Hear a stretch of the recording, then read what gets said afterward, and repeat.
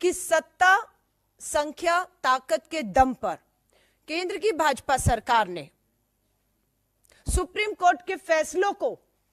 अध्यादेश के मामले से पार्लियामेंट में पलटने का काम किया है।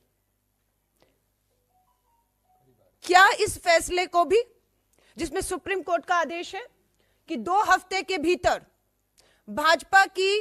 राज्य सरकार, केंद्र सरकार की मोहर लगने के बाद 15 अगस्त को 11 बलात्कारी हत्यारों को जो रिहा किया है, 2 हफ्ते में उन्हें वापस जेल भेजना है। क्या इन 2 हफ्तों में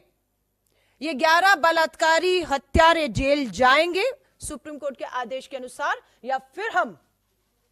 फिर हम सत्ता और संख्या के दम पर सुप्रीम कोर्ट के इस फैसले को पलटते हुए बलात्कारी और इन 11 हत्यारों को यूं ही आजाद घूमते हुए देखेंगे? क्योंकि ये सरकार ने जब इन्हें रिहा किया, तो याद रखिएगा 15 अगस्त 2022 को जब रिहा किया, तब गुजरात का चुनाव सर पर खड़ा था। 11 को रिहा ही नहीं किया, विश्व हिंदू परिषद और भाजपा के मंचों पर बिठा बिठा कर इनको प्रचार प्रसार में लेकर गए और अपनी सरकार गुजरात में बनाई। आज 2024 के चुनाव है, उससे पहले यह महत्वपूर्ण फैसला आया है। अब क्या 2024 में से पहले ये जेल जाएंगे इसी महीने, जो 2 हफ्ते का समय सुप्रीम कोर्ट ने दिया है, या अध्यादेश लाके सत्ता और संख्या के दम पर इस फैसले को पलटकर 24 में ये फिर 400 पार का भाजपा का नारा, हैट्रिक के नारे को ये बलात्कारी और ये इनके विधायक मोदी जी के लिए, भाजपा के लिए साकार करेंगे? ये देश पूछ रहा है, ये देश पूछ रहा है। क्योंकि गुजरात चुनावों के पहले रिहा हुई, 2024 के चुनाव से पहले यह फैसला आया है,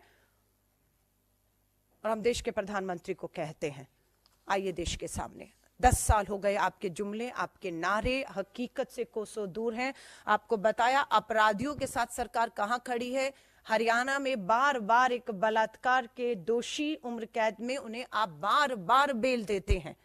ब्रजभूषण की एफआईआर, गिरफ्तारी नहीं होती, न्याय नहीं मिलता है। मणिपुर की बेटियां यहां पर आपकी दिल्ली की दहलीज पर, जंतर मंतर पर अपना सर पटक पटक कर चली गई, उनके लिए भी एफआईआर और कानूनी कार्रवाई सरकार करे, सुप्रीम कोर्ट को फटकार लगानी पड़ी। तब हरकत में आई केंद्र की और मणिपुर की सरकार, और आज भी केंद्र और गुजरात में भाजपा की सरकार है। सुप्रीम कोर्ट का यह फैसला पूरी तरह से भाजपा को बेनकाब करता है। हम सुप्रीम कोर्ट का धन्यवाद करते हैं कि उन्होंने ऐसे समय पर, जब करोड़ों बेटियां न्याय के लिए उनके पिता भाई चक्कर काट रहे हैं और सरकार में बैठे लोग बलात्कारियों को पूरी तरह से संरक्षण ही नहीं दे रहे, अपने प्रचार और प्रसार में उनका पूरा इस्तेमाल अपराधियों का कर रहे हैं, ऐसे समय में सुप्रीम कोर्ट का यह फैसला देश की करोड़ों बेटियों में एक उम्मीद, न्याय की उम्मीद को जिंदा रखता है। और भारत जोड़ो न्याय यात्रा का मात्र एक मकसद था, मणिपुर से लेकर गुजरात और देश की अनेकों बेटियां जो न्याय की उम्मीद में बैठी हैं, और हमारा यही है कि यात्रा कब तक, भारत जोड़ो न्याय यात्रा कब तक, भारत जोड़ो न्याय यात्रा न्याय का हक मिल जाने तक। और ये लड़ाई लंबी है, उस लंबी लड़ाई के लिए 4000 किलोमीटर की यात्रा के बाद श्री राहुल गांधी जी अब 6713 किलोमीटर की, पहले दक्षिण से उत्तर और अब पूर्व से पश्चिम की ये यात्रा पे निकल रहे हैं, ताकि देश की करोड़ों बेटियां जो आज भी अन्याय के बीच में सत्ता के समर्थित इन अपराधियों का मुकाबला कर रही हैं। बिल्किस बानो के ये अपराधी दोषी 1 साल पहले 15 अगस्त 2022 को बाहर आए। आप सोचिए बिल्किस बानो और उन बेटियों पर क्या गुजरी होगी इस 1 साल में, कि आजादी का अमृत महोत्सव अपराधी बलात्कारी हत्यारों के लिए था, और बेटियों के लिए आजादी नहीं, गुलामी का जहर इस 1 साल में इन 11